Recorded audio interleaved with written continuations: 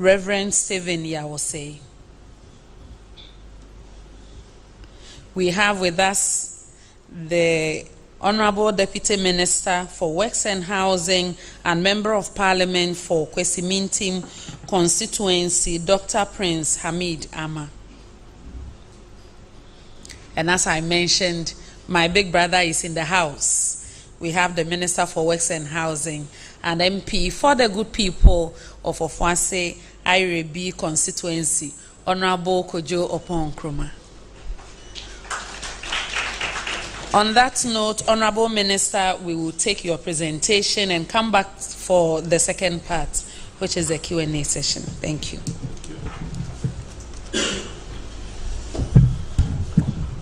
Honorable Minister, thank you very much.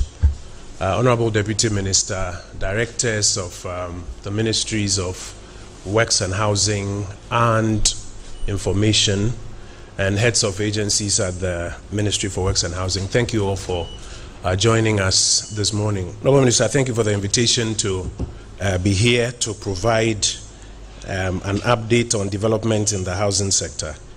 I recall when I used to invite other ministers to come and do this, and today I am the one who is having to respond to that invitation.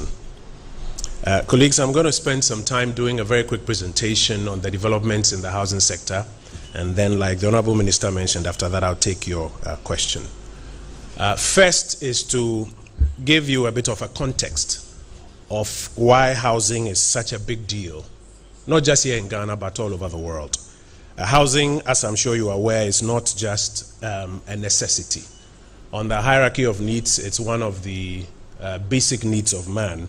But in many respects, it is even a right. People have a right to decent accommodation wherever they are in the world. And decent housing provides security for people, it provides dignity for people, and then it also provides various opportunities for people at the micro level. But on the national level, when you invest in housing or when you pay attention to housing, there are some benefits. At the macro level, it creates a lot of jobs for people. Whenever there's a housing project ongoing, you will find scores of people who are employed on it. Quite recently, one of the housing projects that we did, the Tesano, found that close to about 500 people were working on that project for the about 3 years that project was under construction. And today, as phase 2 of the police project around Adenta is ongoing, a lot of them again have been re-engaged there. So as a lot more housing projects go on, a lot of jobs are created in the economy. Also, when housing delivery is attended to, there's a lot of growth in the construction sector of the economy. Whenever you hear the Ghana Statistical Service say the economy has grown by X or by Y, when you go into the data, you'll find that construction is one of the elements or one of the in the broader Ghanaian economy.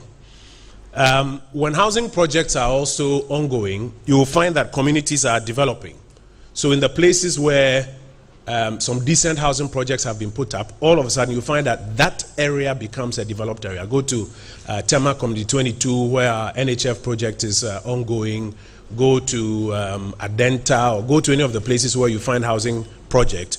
All of a sudden you find that development is taking place in that area. And then finally, when you pay attention to housing, you stimulate wealth creation for various categories of people. The individual who has bought that house now gets an asset class. He may have financed it with a mortgage or a loan, but very quickly he will have property worth property and invest in another business or do other things. So you create wealth for individuals, for the companies that do the construction, the real estate companies, you are creating wealth for them. For the companies in the ancillary construction sector, those doing roads and sewage, etc., you are creating jobs for them. The banks that are financing it, they are also getting more money. So housing also delivers a lot of wealth creation, and that's why it's a big deal, not just in Ghana, but the world all over. Now, in Ghana's housing sector, there are a number of challenges that we are contending with, and I just want to highlight them before I get into the specific presentation of what we've been doing so far. One of the first challenges you'll find in Ghana's housing sector is the question of effective housing delivery programs. So in 2015, Ghana developed a housing policy. The policy spells out how we should go about delivering housing. But under that policy, you need specific programs that will help deliver the housing. One of the challenges that we've had, projects stall somewhere along the line. In fact, about 99% of the housing you find today is delivered by the private sector on their own. So they'll find their land, they'll raise their money, and they'll build. And by all means, by the time they finish, the price will be through the roof. Or people, buy their own land and then take their time over 5-10 years to finish putting up their building. So one of the first challenges is that, unlike in other markets where you find a lot of programs to deliver housing in partnership with the private sector, we haven't had a lot of that in times past for various reasons. A second challenge is the challenge of construction finance. If you need to put up a project, these projects that cost about $50 million, $100 million, etc., getting the financing to deliver these projects on time is a big problem. How many real estate companies even can do these large-scale projects or can borrow? And how many banks can on their own here in Ghana finance some of these projects without having to syndicate or rely on other institutions? So construction finance has been a challenge. A third challenge has been affordability. We all talk about affordable housing, but the first part of the question is, how affordable is the affordable housing? By the time you buy your iron rods and cement and concrete blocks, affordability begins to elude you. A fourth challenge is the infrastructure associated with housing.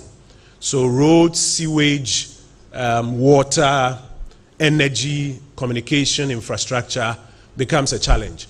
There are many projects where you notice that they have even gone ahead to build the shell, but you don't find the roads, you don't find the water or energy or other infrastructure. Saglem is an example.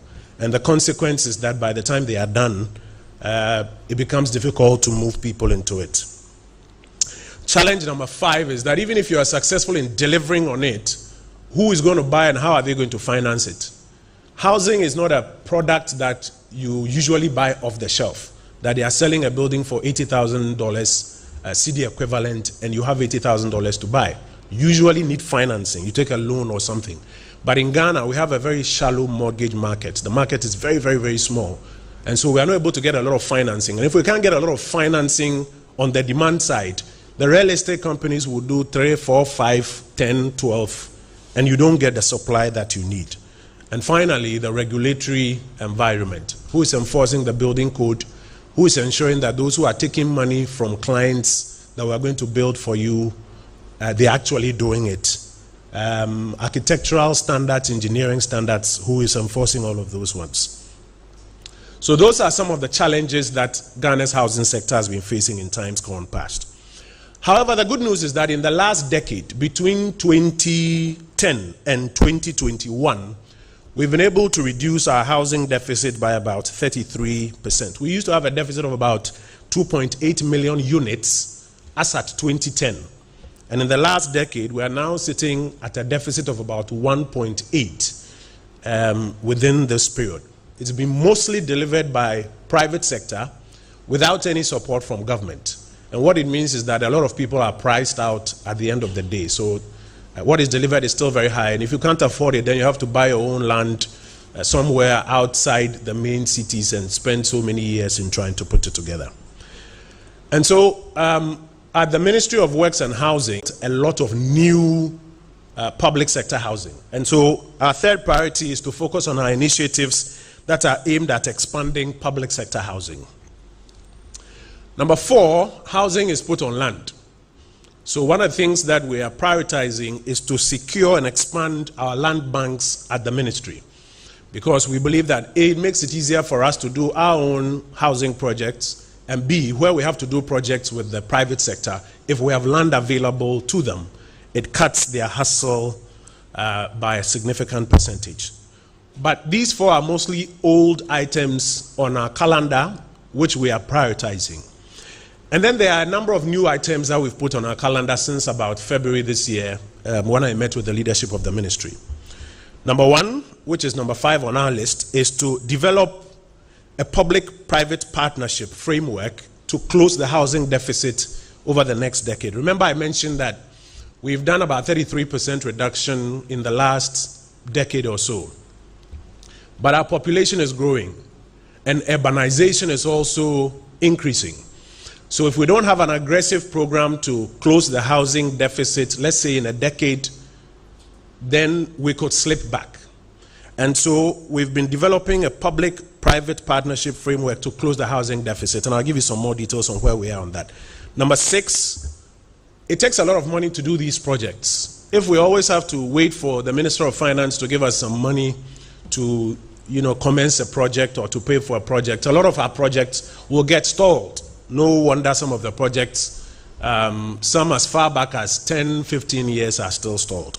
So we've had to be working on developing a sustainable financing framework for our housing projects. Number 7, we have started work on a new district housing program, which is one of the programs under the housing policy.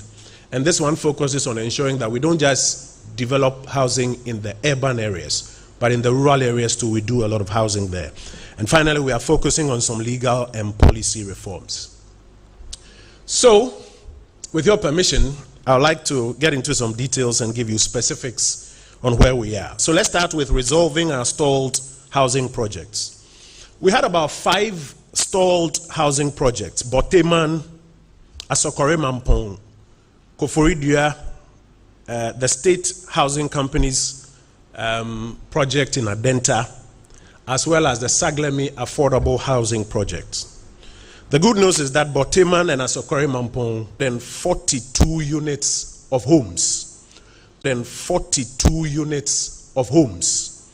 So more or less about 342 families will get an opportunity to live there if we're able to finish this project.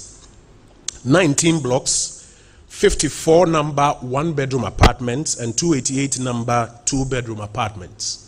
What we've done is to work with the State Housing Company for them to go through a process of identifying a private contractor who can pre-finance the completion of the work. My understanding is that they've gone through the processes and they have awarded to a private contractor who can pre-finance the works. The contractor is mobilizing to move to site so that work on those 342 units can be completed for our brothers and sisters in and around Koforidua so that they can benefit from it. Today, if you go to Koforidua, I think the new Eastern Regional Hospital is being constructed just around that enclave.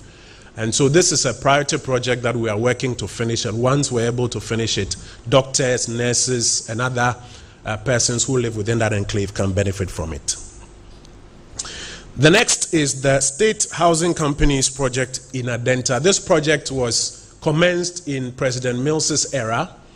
It was suspended because of litigation in the era of President Mahama, and the litigation went on for around 10 years.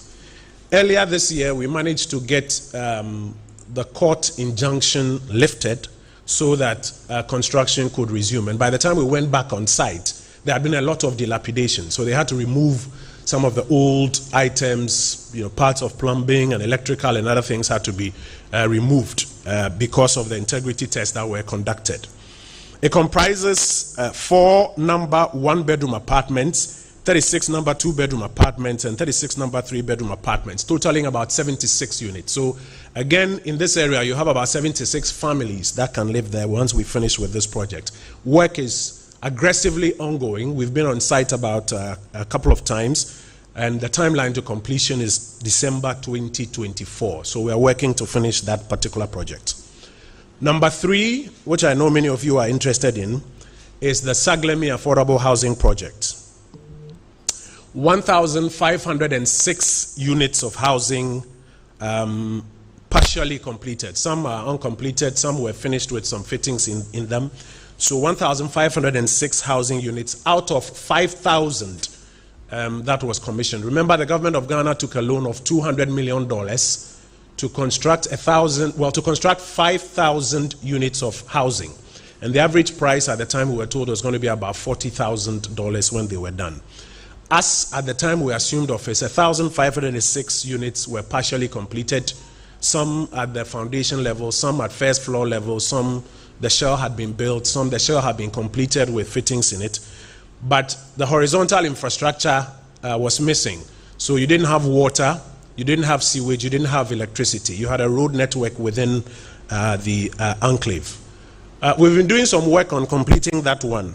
Cabinet in October 2022 gave approval for this project to be resolved after the initial investigations and the decision made that the persons who had handled the project had some questions to answer in court, because the $200 million was literally all paid out, but only 1,506 partially completed.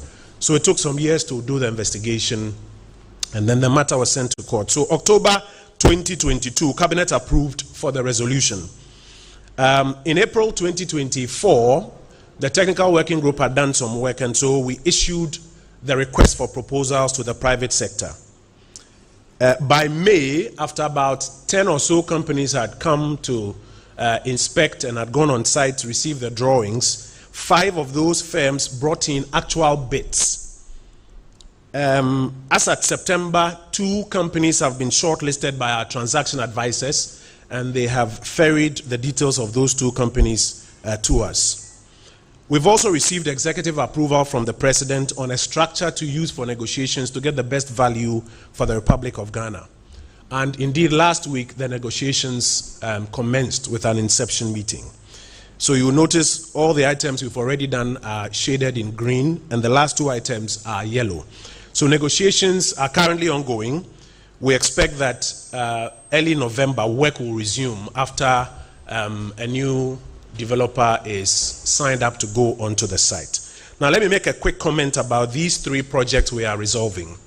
You'll notice that we are working with the private sector to resolve these projects. A lot of the times people confuse us to say we are selling these projects. I want to repeat for the umpteenth time, we are not selling Saglemi, we are not selling Adenta, we are not selling Koforidua to the private sector.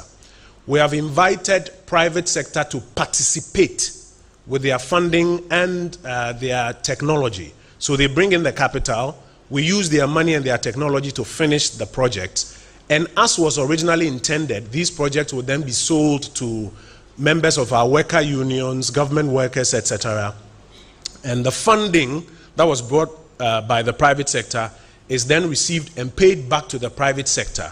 And whatever investment government also made in it, government recoups part of that investment. So we reiterate that we are not selling these projects. We are working in a PPP framework to complete these projects. The fact that the government of Ghana does not have money in the treasury to advance to us to finish doesn't mean these projects should remain stalled. And so we're being innovative in raising private capital to finish these projects. In Saglemi, for example, we were told we needed about $100 million to finish it. 46 million or so of that is required for the outstanding infrastructure works: energy, infrastructure, sewage systems, and water. And then the remaining 60 or so to finish the uncompleted 1,506. Not to build the whole 5,000, but to finish the uncompleted 1,506. You need about 60 million or so. That's what the Ghana Institute of Surveyors informed us. So if we don't want to wait for government to make that money available, and we don't want the projects to also continue dilapidating, then the best model is to work with the private sector to raise funding for it, and that's what we're doing. Priority number 2 is to fast-track our ongoing affordable housing projects, and we've got 3 specific projects that we are working on. One through the National Home Ownership Fund, and then we've also got a specific project in Pokwase. You remember ground was broken a little over a year ago. And then we've also got the Kpung affordable housing project that is being done by the TDC. So let me give you the specific details. Let's start with the National Home Ownership Fund. The National Home Ownership Fund was established in 2018 as a client fund, as a master developer that gets some money from government and then leverages that to raise some more money, and then they can do some housing projects. They started the NHF estates in Community 22 in Tema. And because of the model that they adopted, they've been very fast in developing those units. The first phase delivered 204 units. It was inaugurated by President Akufo-Addo, I think, in 2020. The second phase, 201 units. That's also been completed, and they are now occupying. And from about April this year, we started work on the third phase, 129 units on the third phase. We started just this April. And if you go there today, we've gone past 65% completion of these 129 units. Some have been roofed, plastered, doors are being fitted then. It's particularly because of the kind of model that they are using. And I'll speak to that model as we move along, because we believe that that is a model that we must use going forward. So if you go to the NHF estate in Tema Community 22, you find 534, am I correct? 534 units of homes that are there in the first 3 phases. And we are working with them to also do some more. They are doing a few other projects in other parts of the country. We'll speak about that shortly. But under the affordable housing program that we are fast tracking with them, this is one of the success stories. In Pokwase, we're working on 8,000 units of homes. That is a different model. It's not the same as the NHF model. So in the Pokwase model, the government is supposed to build the horizontal infrastructure. That's roads, water, sewage, energy, and telecoms infrastructure. And then the private sector is supposed to use its own capital to build the vertical homes themselves. Currently, work is ongoing. Work is ongoing on the ground infrastructure. It's been advanced. The sewage system is currently being built. They've got works on energy ongoing, and then they've also got works on the water system that they are working on. Once they are able to deliver a significant proportion of that, the private developers, some of who have already started their work, can then be whipped in line to run faster than they are doing with the vertical units, because they are using their own money to build. As you know, no private developer will sink in so much capital if you haven't finished work on the horizontal infrastructure, else you could have the same scenario like what you're having in Saglemi. But government is moving at pace to get the ground infrastructure completed so that the vertical infrastructure, they can also move on it. Number 3 is the affordable housing project being executed by the Tema Development Company, TDC. They are doing a total of 1,904 units. Already they have done 1,072 units, which have been sold to teachers, nurses, doctors, government workers, mostly in Boom, here in the Greater Accra region. We look forward to commissioning these 1,072 units as quickly as possible. And I remember touring some of these units with you, our colleagues in the media, a few months ago. Just last week, we concluded work on financing and contracting for 832 new units in the Boom enclave. We call that our phase 4. So in the next about 3 weeks, work will commence on phase 4. Boom, that will bring it to 1,904 affordable units there. So under the umbrella of fast tracking our ongoing affordable housing projects, NHF is running quickly, 534 units. Pokwase, we are running with the ground infrastructure so that there can be some faster work on the vertical infrastructure. And then, boom, we've done phase 1 to 3. We're just about starting work on phase 4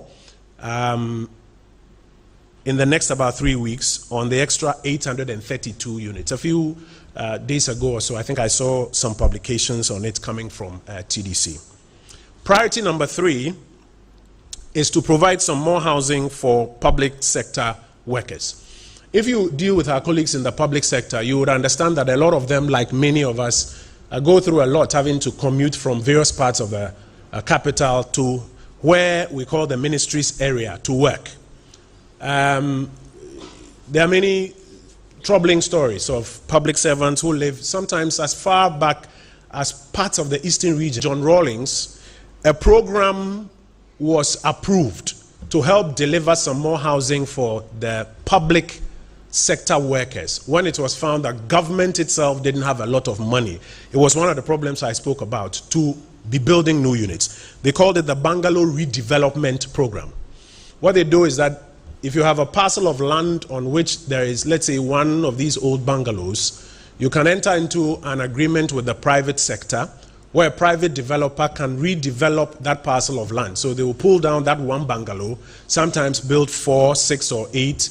Sometimes if they are building apartments, they can build 20 or 50 units, so that more public sector workers get accommodation where one person was living on half an acre or 1 acre. Currently at the Ministry of Works and Housing, for our 14 redevelopment projects that are live and ongoing, we are going to receive a total of 609 new homes for public sector workers. 609 new homes for public sector workers. Latebi Okoshi, Nkrumah Flats area, Cantonments, Laboni, and many of those places, Roman Ridge and many of those places, you see a lot of redevelopment ongoing. Sometimes you hear the story that, oh, they say they've sold the bungalow, they've sold the bungalow. Under our redevelopment program, when a private developer comes in, what we do is that we contract them to redevelop at their cost to build 5, 10, 15, 4, 6, 8, depending on the number that the architects will approve for us. And then in return, we yield a portion of the land to that private sector operator as his compensation. If government needs $10 million to build new bungalows for public sector workers and we don't have that money, this redevelopment program, approved in the days of President Jerry John Rawlings, and all the administrations since then have been on it for public sector workers. So my colleagues in the public sector, fingers crossed, I think from this month, we will start giving out some of those units. If you look at the work program, some of them are going to be handed over to us this month. So please keep your fingers crossed. We've also got the Security Services Housing Program under the umbrella of delivering more public sector housing. Since 2017, President Akufo-Addo's administration has delivered 1,000 homes to our security services under the public sector housing program. We initially did 368 homes to the Navy at the Naval Command in Tema, and then we did phase 1 of the police housing estate in Kwabenya. That was 312 homes, and then a few months ago we did 320 units to the Ghana Police Service in Tesano. Currently we are working on phase 2 in Kwabenya, so we'll be adding some more to it. The military and other services have also brought in requests, and we are commencing some technical work to deal with the designs and the costing so that we can expand what has been done under the Security Services Housing Program. But this is one of the significant things that has been done. 1,000 homes in the last 7 years just for the security services. This is excluding the 1,000 by TDC, excluding the 534 by NHF, etc., etc. Now, what that scheme does is that it makes money available to prepay the rent advance for salaried workers so that they can service that payment on a month-by-month basis. Currently, we are operating, or we've divided the entire country into 6 operating regions for purposes of coverage. And so far, 2,336 Ghanaians or Ghanaian families have benefited from this. 2,336, where their rents have been prepaid, and then they have been servicing it on a month-by-month basis. We've spent about 30.4 million Ghana cedis in this across the country to ease the access to land question for developers. So for us as an administration, for us as a government, when we want to develop projects, we have about 51,000 acres of land at our disposal. We are also able to make part of this land available to the private sector if they will go into a partnership with us. So in Pokwase, for example, the 203 acres that we are using is part of this 51,000 acres government land, and we have made it available to the private developers so that they don't have to buy the land or struggle to get title to the land, and they can therefore take away the land cost from their total cost, so that the question of affordability, particularly on the supply side, we can go closer to that one. So we have taken steps to secure documentation to a great part of our land assets.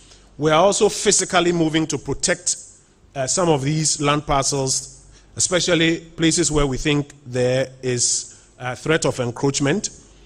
We are also engaging with the allodial landowners, in particular for places where we haven't completed paying the compensation, and we are commencing processes to pay the outstanding compensations for those processes. But this is a big deal for us because it helps us to take away a major challenge in the housing sector, and we are keen, therefore, to ring-fence our assets.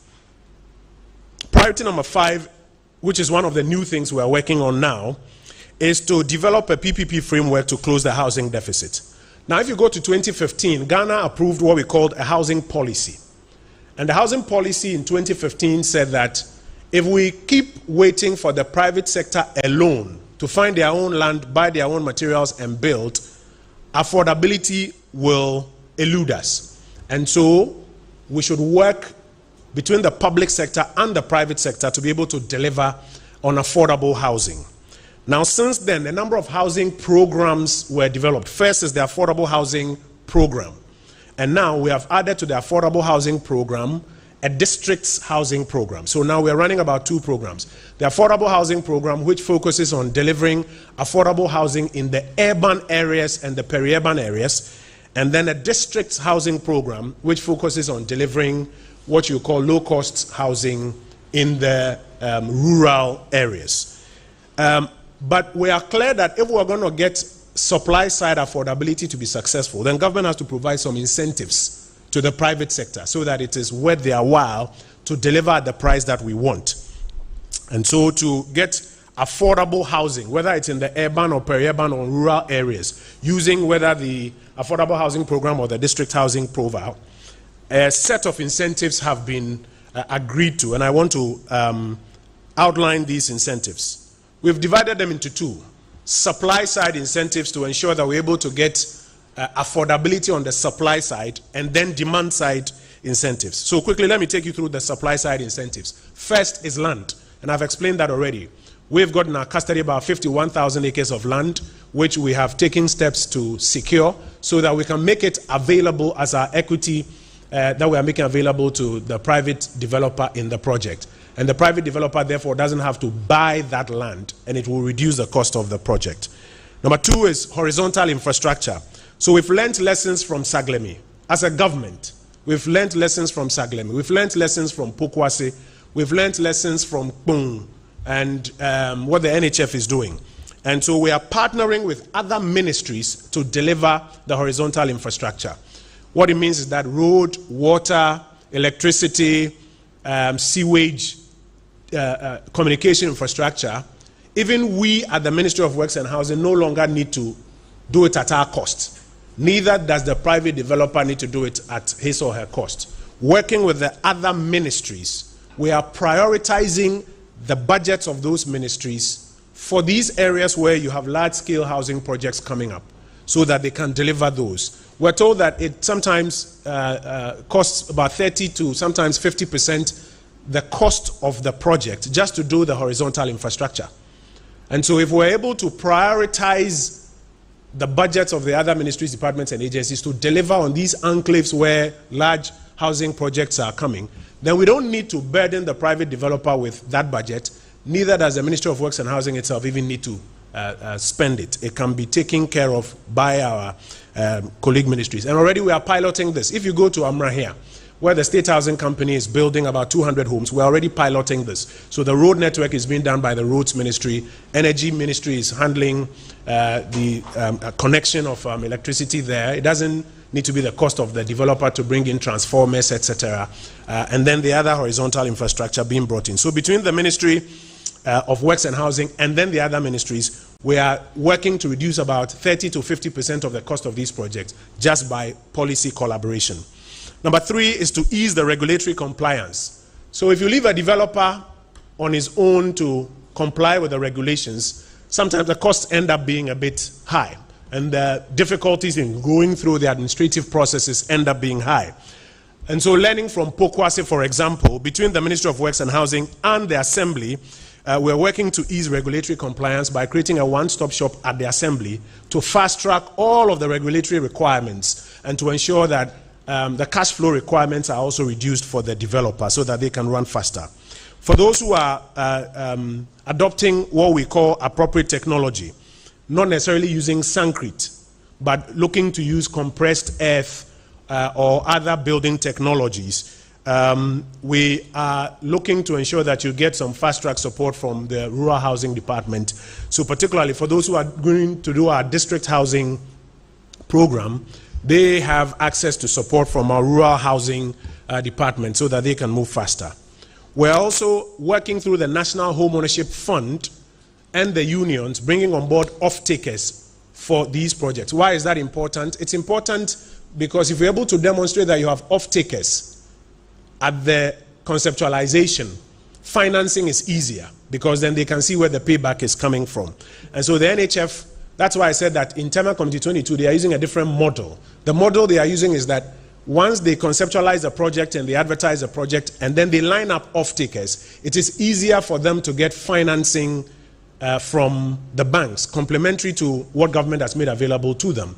And therefore, they are able to move faster with these projects. And we are seeking to adopt the same model under their leadership for the other projects. Tied to that is cheaper construction finance. So first is the National Home Ownership Fund itself.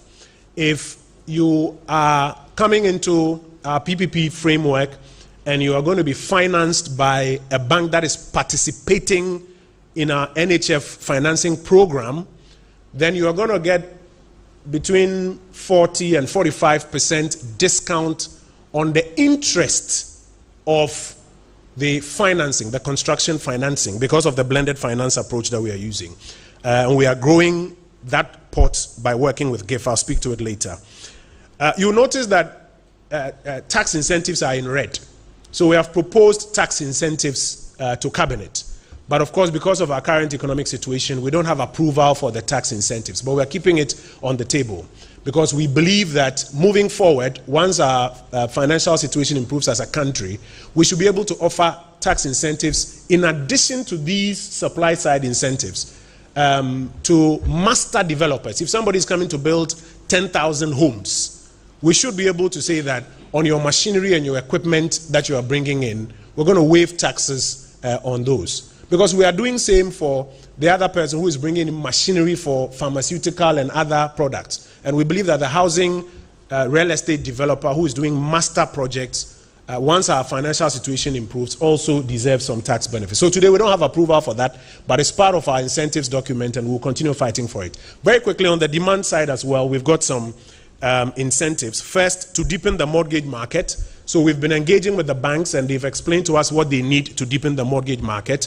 We have met the Bank of Ghana and the Judicial Service that they have asked us to make representations to on their behalf, and we are expecting that that will translate into a deepening of the mortgage market once the issues like regulatory forbearance is upheld by the central bank for them. For the real estate companies that also want to do the rent-to-own schemes, we've got some incentives for them. I've already mentioned an expansion of the National Rent Assistance Scheme, fixed, CD fixed interest rate, CD denominated fixed interest rate mortgage. And we want to be able to, working with the banks, expand that so that all of us can benefit from it. Priority number 6, we're almost done, is to therefore answer the question, how do we have sustainable financing for housing?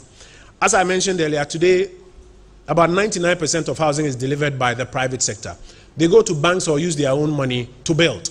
And so construction finance itself now comes to add. If interest rates are around 25–30%, then at least at the barest minimum, even beyond the cost of the materials itself, you have another 25 to 30% of financing costs that you are paying. So how do we bring that down? We're bringing down the land question, we're bringing down the horizontal infrastructure question. How do we also solve the construction finance question? Now, I mentioned that the National Home Ownership Fund was set up in 2018. Very innovative financing. They get some money from the central government, and then they work with the banks by making that money available to the banks to leverage it to raise some more money with blended finance, that interest rate.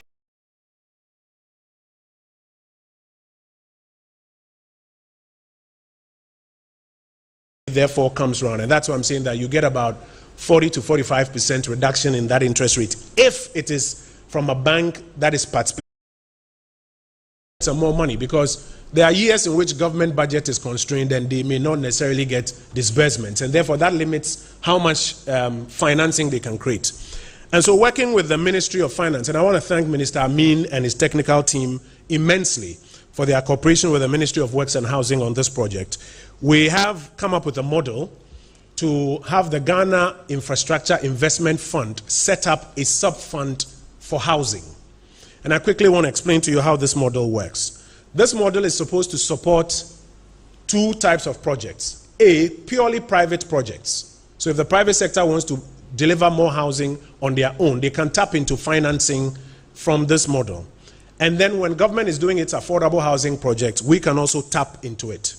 Now, once a project is conceptualized, the project is put into what we call a deal book. That spells out the number of units, the housing, and client requirements, the pricing, schematics, everything.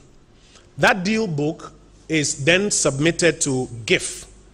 So GIF to union workers and salaried workers, and that sale is backed by the financing from the banks, the mortgages, and hopefully we are looking to do the CD-based mortgages. And the mortgages go back to pay into the fund the money that the investors put into it. So we don't have to wait for government every time to be struggling to find money for this, or for the banks themselves at very high interest rates to fund this. So sales mortgages go back into the housing sub-fund, and then government will now pay into that sub-fund the component of the horizontal infrastructure. So if you are buying the property, you don't necessarily have to pay for the horizontal infrastructure. It is something that government ordinarily is doing, but this fund then pre-finances, and then government over an agreed period finances it. And we think that this is one of the major innovations that will fast-track the delivery of housing, both affordable and pure private projects, so that we can close this housing deficit in the next decade or so. Our final but one priority is the district housing program. Under the district housing program, we are doing two things. We're starting the new district housing program, or what you call the low-cost housing in the districts. We piloted the technology with the construction of Apiatse. So you'll recall that when the Apiatse village was being reconstructed, the rural housing department of the Ministry of Works and Housing worked to deliver the technology, the compressed earth technology. That is a technology, it's a very affordable technology that we are using for our district housing program. And we have concluded work, and we have appointed the National Home Ownership Fund because of the excellence that they have demonstrated with TDC, etc., on Community 22, etc. We've appointed them as our client master developer, and so they are starting the district housing program. We expect that it will help to deliver a lot of housing in the rural districts. We are trying to deal with rural-urban migration on the district housing program while doing the affordable housing program. We're able to balance it out, invest there, it creates more jobs, it develops, creates wealth and value there, but it also provides accommodation for public sector workers who are in those areas. Under our district housing program also, we are resettling the flood victims from the Akosombo Dam disaster. So again, we're using the same technology for the resettlement, and it's the same program that we are doing. We're working with the Ministry of Local Government and Rural Development to achieve that. You'll notice on the next slide that in April 2024, we broke ground to start work on the resettlement. I know sometimes people like to create a narrative that government is not doing anything about it. It's not true.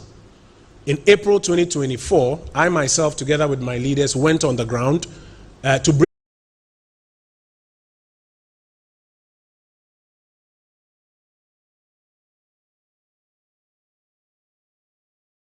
LUSPA, NADMO, to go there and do validation. So, or where it was, the local assembly member, unit committee members can all validate that it's true. This is where your house was. BNI and everybody, we are there. We're able to validate your Ghana card, and then we're able to take.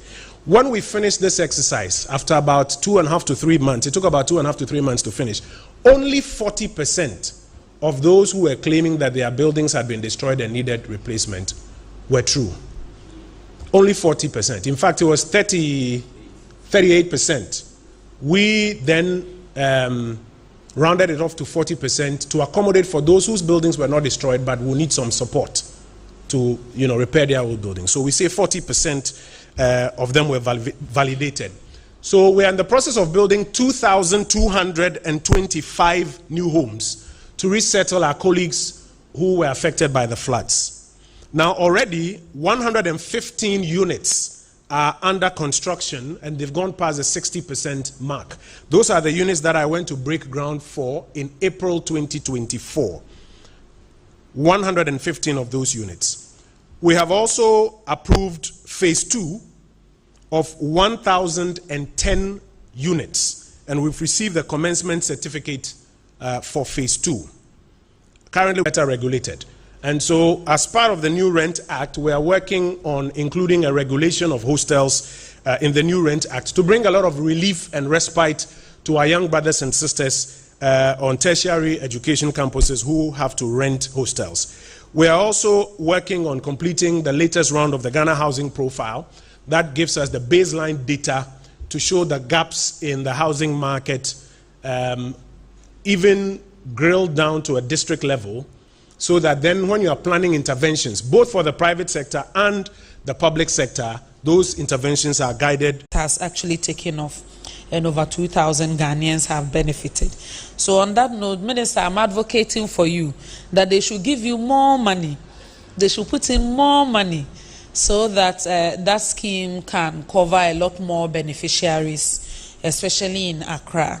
Honorable Minister, on that note, we'll take questions from the audience. Ladies and gentlemen, if you have any question, this is the best time to ask. Kindly show by hand. David will bring the microphone to you and then you can ask your question. Nana. Okay.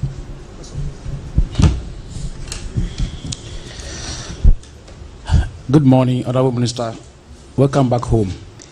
I have 3 short questions for you. In some jurisdictions, my name is Anapoku from the Research Right, sorry. In some jurisdictions, when you finish school and you start work, you are given what they call council flats in the UK, so that you work and pay by mortgage. By the time when you go in retirement, you have your house already. But here in Ghana, you live in government bungalow. When you retire, you have to pack your bag and baggage and leave. And sometimes, if you are not lucky to put up your own house, God knows what is going to happen to you. I don't know if you have a scheme for that, so that people, because not all the corruption going in the public sectors and civil services is because of where a man must lay his head. And therefore, people will do all kinds of things to get their houses so that they can retire comfortably and stay in their houses. My second question, can you please indicate or highlight on where the 55,000 acres of land are located in the country, so that maybe private developers can access them and then help in the housing scheme? And thank you. Nana, 2 questions, I beg you. So that your colleagues will also get the opportunity.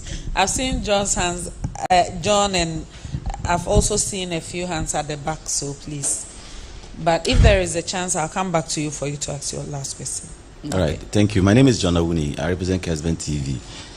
Minister, how will the ministry ensure that the housing development are affordable to low middle income families, given that about 80% of working population engages in informal economic activities?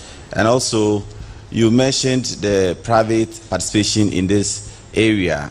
What are the incentives that will encourage more private participation in the housing sector, so that at least they can benefit for whatever investment they get in to help eradicate the problems of housing? Thank you.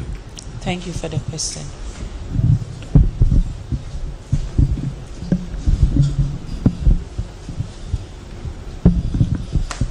Yes. Good morning. My name is Salom from the News Center. I've got a question on the Akosombo resettling. I do not believe we got specific timelines for by which the victims will be settled. So could you provide that information? How soon can we expect to see the victims of the Akosombo flooding being resettled? Thank you. Thank you for the question, Salom. Are there any hands? Okay. If not, I take that to be the last one. Then, Nana, please, you can ask your 3rd question so that we can invite Honorable Minister for his responses. Thank you, Honorable Minister. My last question has to do with, we sort of name some houses affordable, but God knows whether they are very affordable or not. Because in the end, we get people who are well-to-do to buy the houses and rent them to the same poor people. And so I don't know how affordable it is. So what can be done? Because when you finish the housing projects, like I'm saying, people who can afford it, because the estate developer wants his money back, and therefore the same rich people go and buy the houses and rent the houses back to the poor people. What is being done about this situation? Thank you. Thank you for the questions. Honorable Minister.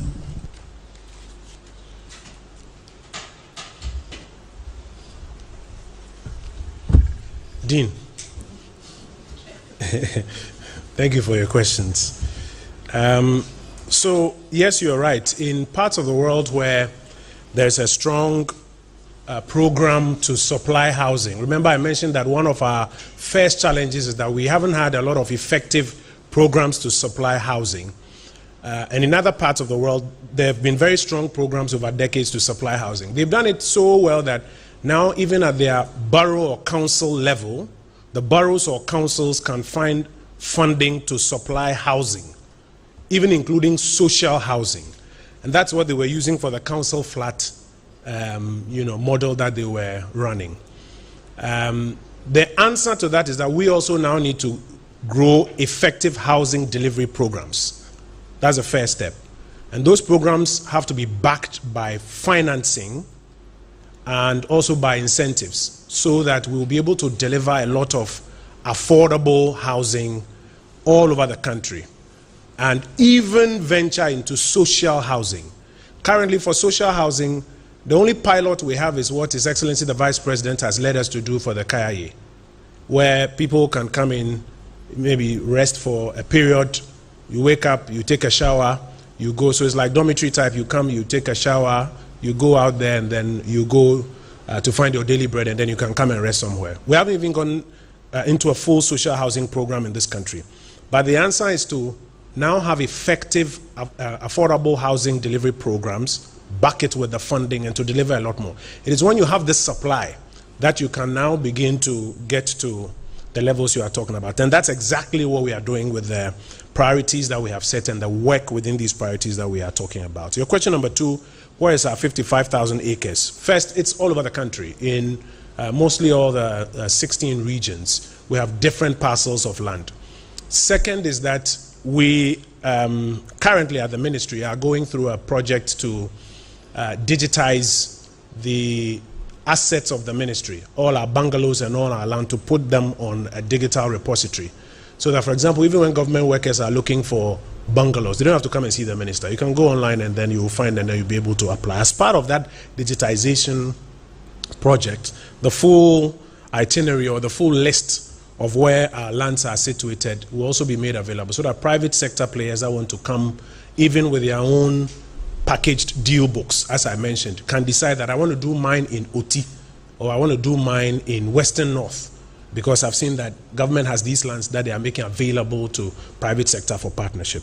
So once we get approval from the PPA to procure the digital database to put all of these out there to be available for the public. In the meantime, private developers are welcome to make any requisition, and we will respond accordingly. After all, we have the RTI Act, so if they ask, we'll make information available. We also want to discourage the old practice where, even when you have affordable housing, the same rich people buy it in block and then end up selling or renting it out to the middle or the lower classes. And that is why using the National Homeownership Fund model, deal with the unions in particular and salaried workers. And when you are making an application, that application is backed by some data. You have a national ID card, your employers are known, your salary is known, the bank that is underwriting the purchase for you is known. So it becomes easier for them to weed out people who want to buy these projects in bulk and then sell or rent it out. Indeed, let me serve notice that when we are done with Saglemi, our priority is to sell to government workers, teachers, nurses, physician assistants, doctors, military, police, fire, and other salaried workers who can get a financing mortgage from their bank and then pay. We don't want to get into the situation where the same rich people come buy it in bulk and then they start either renting or selling it out. And that's a model that the NHF has already piloted in Committee 22. And that's why we are saying that for some of our major developments, we have appointed them to be our client master developer in that area. There was a question about affordability from, I think, the News Center. Affordability, as I mentioned, is a two-sided coin. There's supply side affordability, and then there's demand side affordability. The two must come together to make the property affordable to you. So on the supply side affordability, I've already explained to you what we are doing about land, what we are doing about the horizontal infrastructure, what we are doing about the other incentives that we can give to ensure that at the end of the day, the building is not costing you an arm and a leg.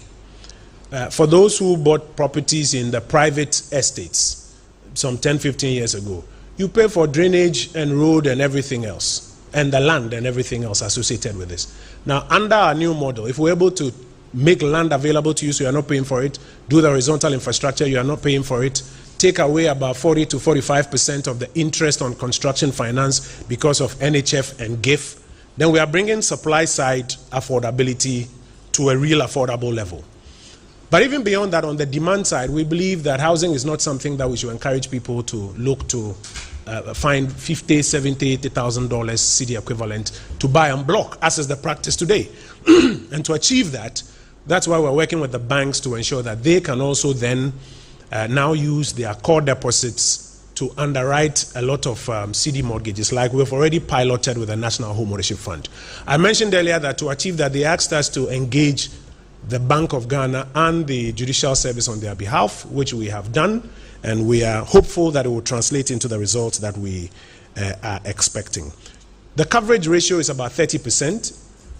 So for the mortgage side, you should be a salaried worker, where about 30% of your salary should be able to cover the monthly repayment for the particular mortgage.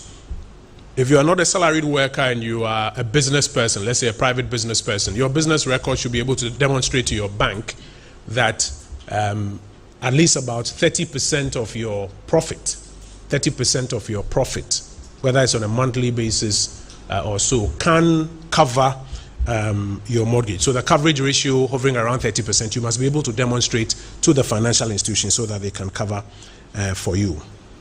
How soon to settle the Akosombo flood victims? As I mentioned, we've started work on phase 1. Phase 1, we expect that by the end of November, that's the timeline that the consultant and the contractors have given us. They tell us that by the end of November, they should be done. That's the timeline the contractors and the consultants have given us for phase 1. Phase 2, as I mentioned, we are going through the processes to commence work on phase 2. So when we are commencing, we'll be able to announce a timeline for the conclusion of phase 2.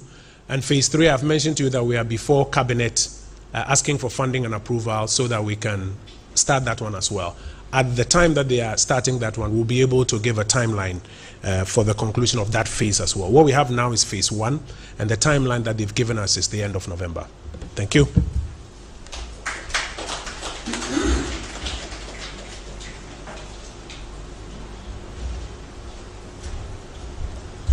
Thank you so much, Honorable Minister. Ladies and gentlemen, if there are any questions, we can take a final round.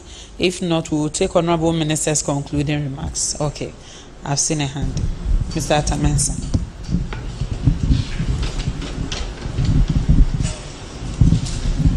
Yeah, thank you. Atamensa from JNE.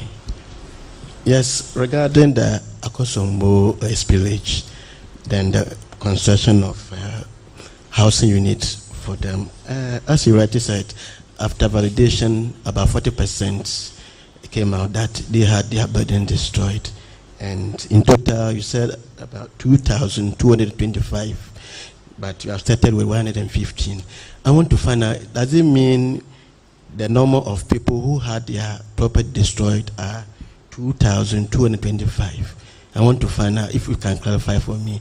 And then how much is government intend to spend in completing this total housing for the victims? And then my second question is with regard to code, regulation of code in the housing sector. In recent times, you have observed a full house after some time it collapsed. Recently, we experienced some in Kasua, where a building collapsed and 4 people died. You have experienced these things over the years. What measures are you taking in place to enforce the regulation, to ensure that proper things are done to avoid these disasters? Thank you for the questions. Yes, please go ahead. All right, thank you for the opportunity. My name is Eko Saki with Metro Television. The Honorable Minister mentioned that 609 new homes will be given to public workers this month. For the sake of clarity, I want to find out if this September or November, because today is 30th. Okay, thank you for the question. Are there any hands? Okay, Honorable Minister, I take that to be the last question. So take your responses and also your concluding remarks.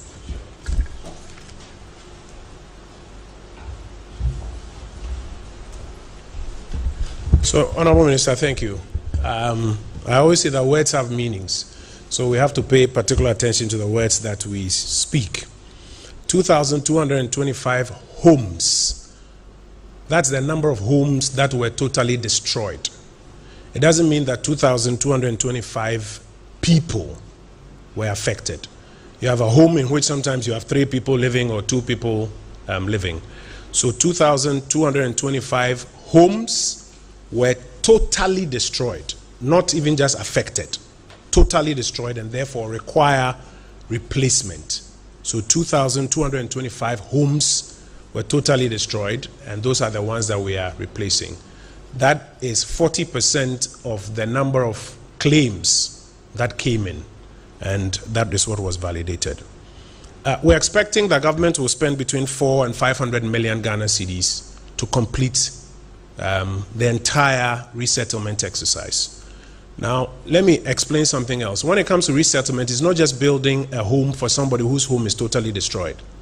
It also comes with putting in place other items that enable them to resume their livelihood. So you have an area where children had a school, there was a health center that they used to participate in. Now, when you are resettling them, it means that where you are building, you must be able to answer questions of education and health, etc. So there are costs associated with the core homes themselves, and then there are ancillary costs that will come with the other things that are required for resettlement, if you want to resettle these people.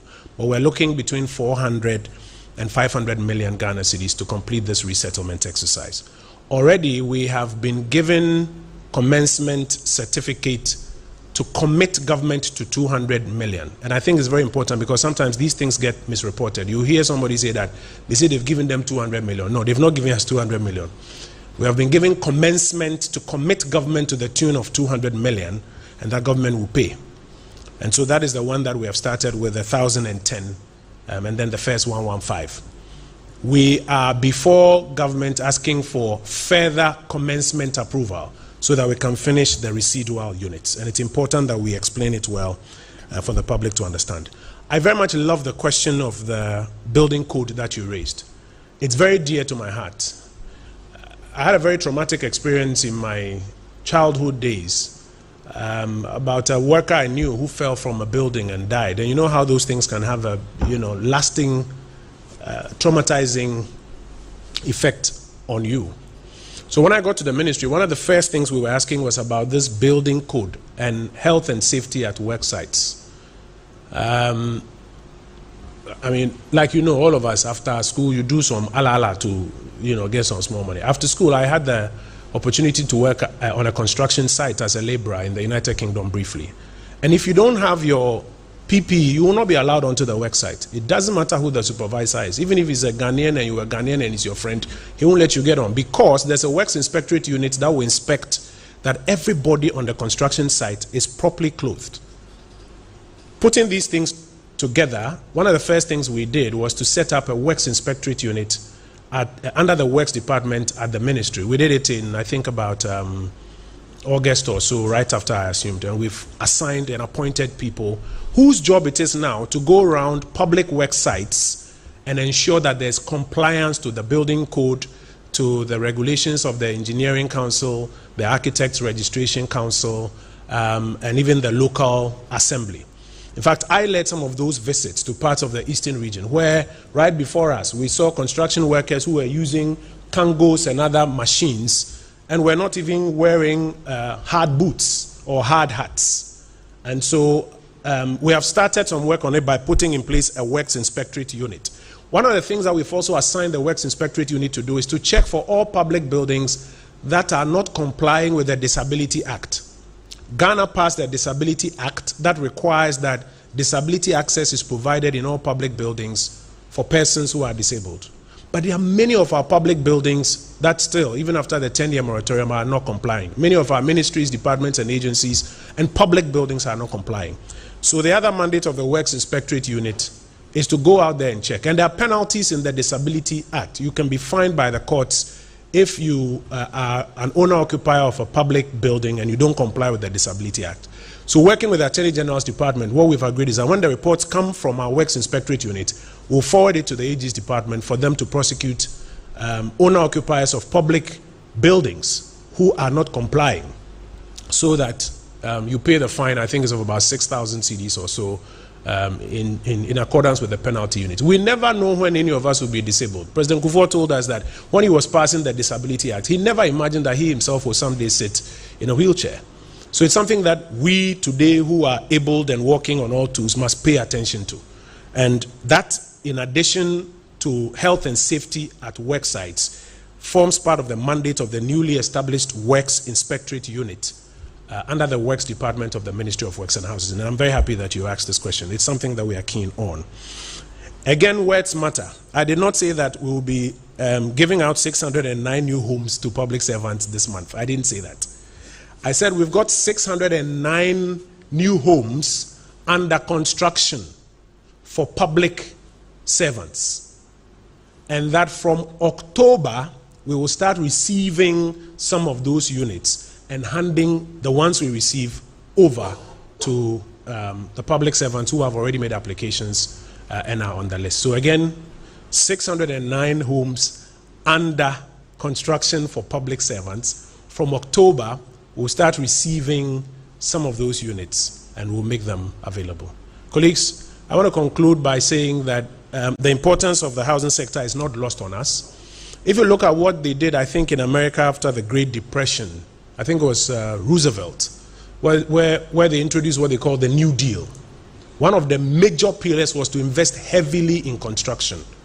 Because when you invest heavily in construction, you are creating jobs, you are growing the economy, you are developing new areas, you are creating wealth for a whole value chain of people. And if you do housing specifically, then it also then provides for people's basic needs, sense of dignity for people. And so we are keen, the Akufo-Addo administration is keen on continuing with its housing programs and expanding them so that all of us will benefit at the end of the day. Honorable Minister, I want to thank you and your team for hosting us here.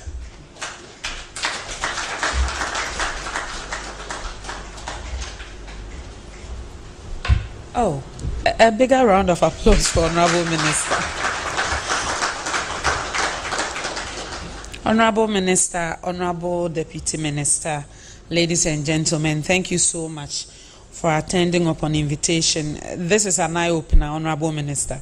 I believe because of social media, the commissioning of the security services housing programs, we've seen that of Kwabenya and Tesano. But taking us through your entire presentation, I believe people will appreciate that we've done a lot more than what have been published or what have been shared in the social media space. So thank you so much for the good work that you are doing at the ministry.